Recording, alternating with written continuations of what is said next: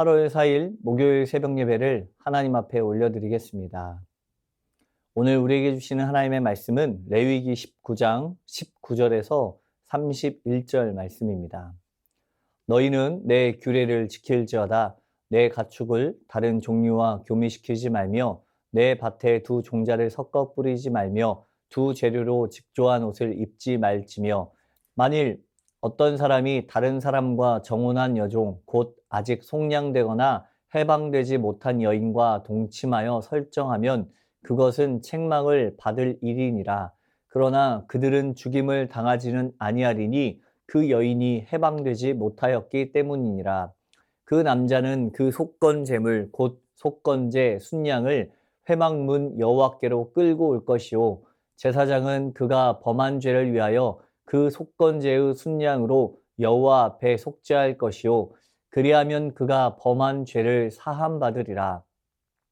너희가 그 땅에 들어가 각종 과목을 심거든 그 열매는 아직 할례 받지 못한 것으로 여기되 곧 3년 동안 너희는 그것을 할례 받지 못한 것으로 여겨 먹지 말 것이요 넷째 해에는 그 모든 과실이 거룩하니 여호와께 드려 찬송할 것이며 다섯째 해에는 그 열매를 먹을지니 그리하면 너희에게 그 소산이 풍성하리라. 나는 너희의 하나님 여호와이니라. 너희는 무엇이든지 피채 먹지 말며 점을 치지 말며 술법을 행하지 말며 머리가를 둥글게 깎지 말며 수염 끝을 손상하지 말며 죽은 자 때문에 너희의 살에 문신을 하지 말며 무늬를 놓지 말라. 나는 여호와이니라. 내 딸을 더럽혀 창녀가 되게 하지 말라. 음행이 전국에 퍼져 죄악이 가득할까 하노라. 내 안식일을 지키고 내 성소를 귀히 여기라. 나는 여호와니라. 너희는 신접한 자와 박수를 믿지 말며 그들을 추종하여 스스로 더럽히지 말라. 나는 너희 하나님 여호와이니라. 아멘. 네, 오늘 본문은 레위기의 정결법과 마찬가지로 생활 안에서 지켜져야 할 성결에 대해서 가르쳐주고 있습니다. 이 성결 역시 하나님께서 창조하신 질서를 따라 잘 지켜져야 하는 것입니다. 먼저는 내 가축을 다른 종류와 교미시키지 말고 내 밭에 두 종자를 섞어 뿌리지 말며 두 재료로 직조한 옷을 입지 말 것을 이야기합니다. 이처럼 하나님께서 두 종류를 혼합시키는 행위에 대해서 금지시키고 있는 그 이유는 1차적으로는 이러한 혼합으로 인해서 하나님의 창조 질서가 파괴되는 것을 막기 위함이었습니다. 지금이야 여러 가지 식물들은 교접하게 됨으로써 다양한 나무에서 또 여러 열매를 맺게 하는 기술을 가지게 되었고 그 일로 인하여 다양한 삶의 방향성이 세워진 것도 사실입니다. 하지만 당시에는 그럴 만한 기술도 없었고 그럴 이유도 없었을 것입니다. 동물들만 해도 그렇습니다. 인간의 호기심에서 시작된 일에서부터 시작하여서 시간이 지나면서 여러 교잡종들이 생겨나게 되었습니다. 호랑이와 사자가 교미에서 나온 라이거나 타이곤, 또 얼룩말과 다른 말 종류, 조랑말, 당나귀 등과 같이 같은 말 종류가 교잡해서 나온 지브로이드, 이런 것들, 또 이외에도 수많은 동물들이 교잡으로 태어나기도 하였습니다. 그런데 이런 교잡은 자연 상태에서는 일어나지 않습니다. 인간의 욕심으로 좁은 공간에서 사육하다가 일어난 종류들입니다. 대부분 교잡된 동물들은 수명이 길지 못하거나 몸에 이상이 있는 상태로 태어나게 된다고 합니다. 식물의 경우에도 많은 교잡종들이 만들어져 있고 또 일상에 조금씩 스며들어 우리에게 도움이 되는 경우도 있으나 그 부작용에 대한 연구는 아직 온전하게 이루어지지 않은 것도 사실입니다. 하지만 오늘 성경이 말하는 것은 교잡을 해도 이로운 것들이 있는데 왜 이것을 무조건 하지 말아야 한다고 말하는 것이 아닙니다. 가축과 밭의 종자, 두 재료로 직조한 옷을 혼합하지 말라고 말씀하신 이유는 다른 곳에 있습니다. 그것은 바로 이러한 혼합 행위가 하나님의 창조 질서를 파괴하는 행위이기 때문입니다. 이것은 이스라엘 백성들을 향한 정체성에 대한 이야기입니다. 일상에서 일어나는 모든 상황과 조건들을 통하여 이스라엘 백성들은 하나님이 주신 것들에 대한 순수성을 유지해야 했습니다. 그것과 마찬가지로 그들의 신앙도 바로 그와 같은 것임을 분명하게 기억해야만 했습니다. 세상에 물들지 않는 순수한 신앙을 유지하기 위해서, 즉 세상의 타락한 문화와 타협하여 혼합되지 말고 오직 하나님을 향한 순수한 신앙을 지키라는 것입니다. 실로 이스라엘 백성들에게 있어서 가장 위험한 것이 바로 혼합주의였습니다. 이스라엘 백성들은 선택된 백성으로서 하나님의 거룩을 지켜가야 했습니다. 하지만 그럼에도 불구하고 그들은 육체적인 쾌락과 현세적인 복을 추구하는 당시의 시대적 문화에 의해서 혼합주의에 빠질 위험성을 얼마든지 가지고 있었고, 실제로 그들이 그 길을 걸어가기도 하였습니다.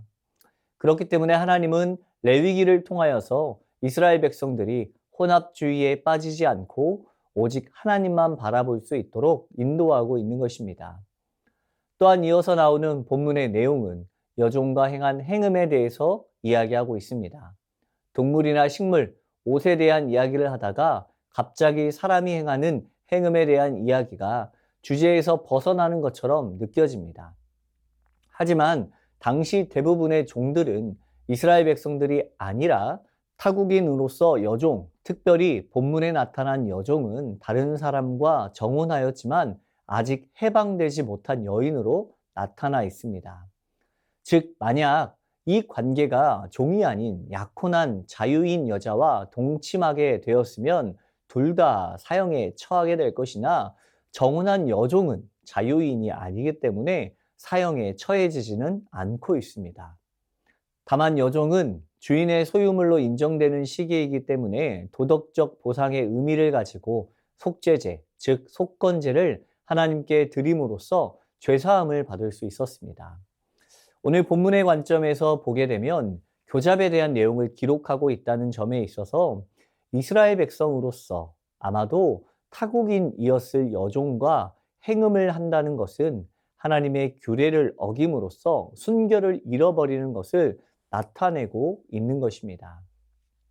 이어서 가나안 땅에 들어가서 각종 과목을 심게 될 때 열매는 아직 할례 받지 못한 것으로 여기기 때문에 3년 동안은 그것을 먹지 말고 넷째 해에서 하나님께 드려 찬송하고 다섯째 해에는 그 열매를 먹을 수 있는 규례를 허락해 주셨습니다. 이렇게 인내하며 기다림을 통하여서 자신들이 가나안에 들어가 살아가게 된 것이 하나님의 은혜임을 다시금 깨닫게 되며, 하나님께서 이스라엘 백성들을 통하여서 그 땅을 정결케 하시는 의미가 담겨져 있습니다. 그리고 그들이 얻게 된 풍성한 소산을 통하여 하나님이 참된 자신들의 하나님됨을 고백하게 하십니다.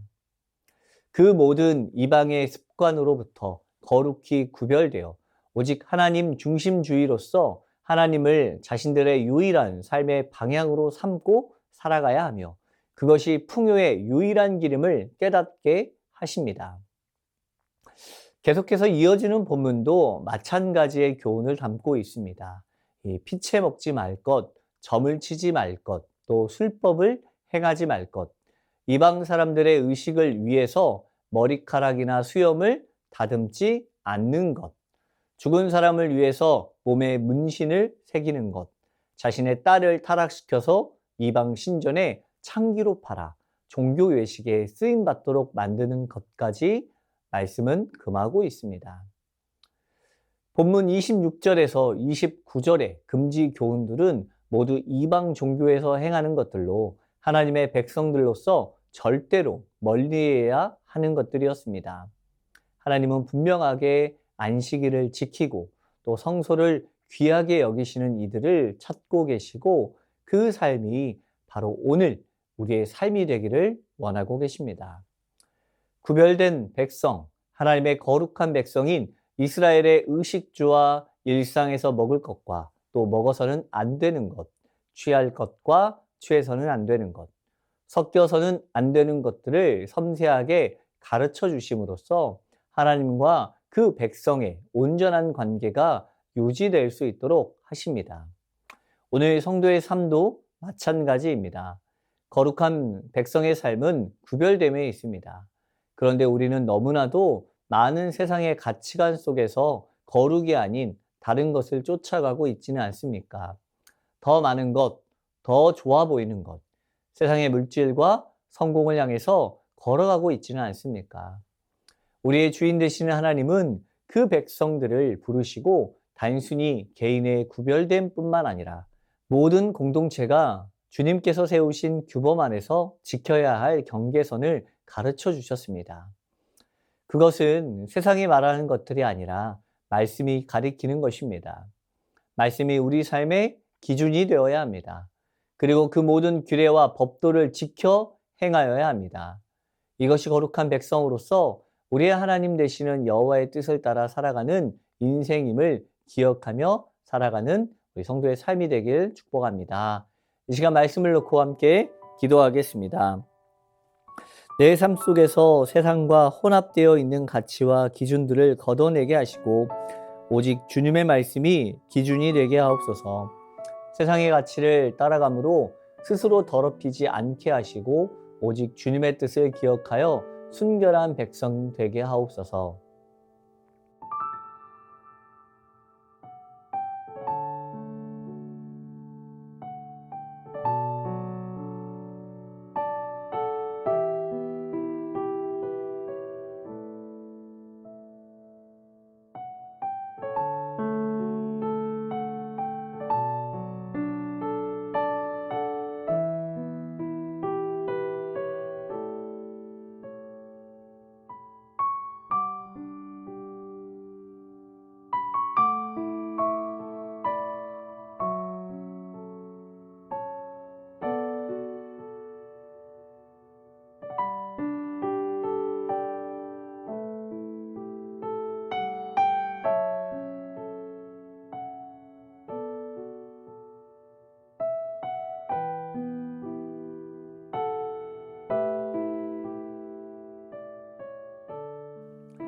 나라와 열방을 위해서 함께 기도하겠습니다.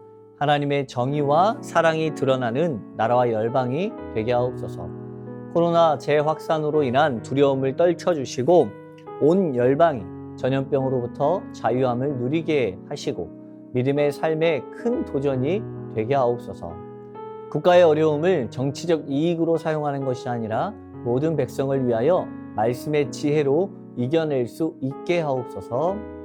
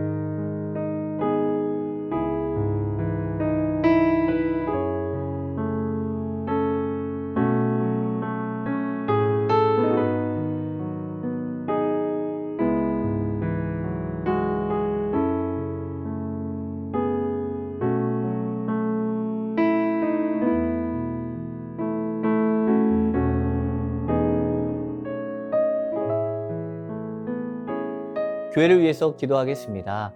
하나님 나라의 완성과 확장을 이루는 믿음의 공동체가 되게 하옵소서. 캄보디아 단기 선교팀의 일정 가운데 하나님의 은혜가 있게 하옵소서.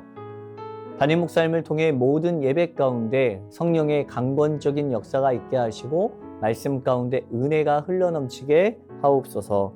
무더운 날씨에 성도님들과 시니어 어르신들의 건강을 붙잡아 주시옵소서.